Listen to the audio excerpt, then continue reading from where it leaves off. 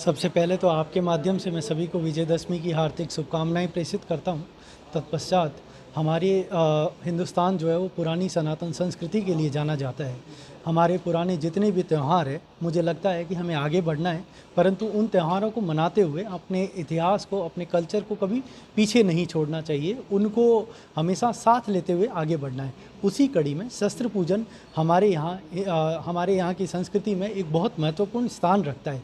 पुराने वक्त में शस्त्रों की पूजा विजयदशमी के दिन करी जाती थी, तो उसी पुराने इतिहास को कंटिन्यू करते हुए हम आज भी शस्त्र पूजन के इस कार्यक्रम को आयोजित विजयदशमी वाले दिन करते हैं। सर, शस्त्र और शास्त्र एक इंसान के लिए या एक समाज के लिए कितना महत्वपूर्ण? शस्त्र और शास्त्र दोनों ही इंसान के लिए बहुत ज़्यादा महत्वपूर्ण है। देखिए, आज के वक्त में जब भी कोई भी अपन भारत की जब भी बात करी जाती है, तो भारत को उसके इतिहास के लिए, उसके पुराने गौरव के लिए जाना जाता है।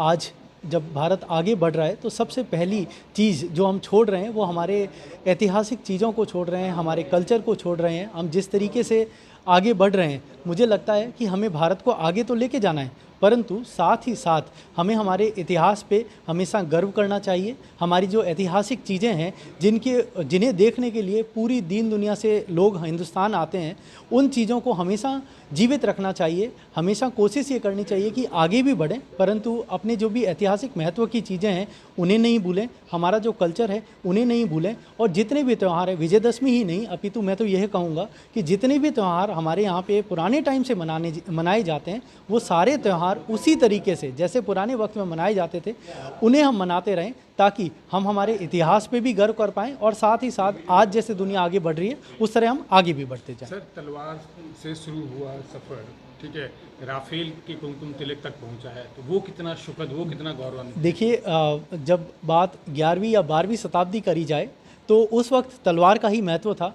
उसके बाद यदि 18वीं शताब्दी की हम बात करें तो बंदूकों ने तलवार का स्थान ले लिया, और अब जब 21वीं सदी में जहां हम आज जी रहे हैं, तो उन बंदूकों के स्थान पर आज राफेल जैसे फाइटर जेट आ गए। तो ये जो शस्त्र हैं, वक्त के साथ इन शस्त्रों में परिवर्तन आया है कि पहले जहां हम तलवारों से लड़ते थे, फिर उनका स्थान हमारे समाज के कल्याण के लिए बंदूकों ने ले लिया, और आज वहीं देश कल्याण के लिए उनका स्थान राफेल जैसे फाइटर जेट्स ने ले लिया। शुरू से ही विजयदशमी का पर्व इसीलिए मनाया जाता है कि हमारा ये जो देश है, इस पे कभी किसी तरह की कोई आपदा आए तो हम इन शस्त्रों को यूज़ करें, अदरवाइज़ कभी ईश्वर ना करे कि हमें इन शस्त्रों का यूज़ करना पड़े। आज के यदि एरा में बात करें तो इन शस्त्रों का स्थान राफेल जैसे फाइटर जेट्स ने ले लिया है।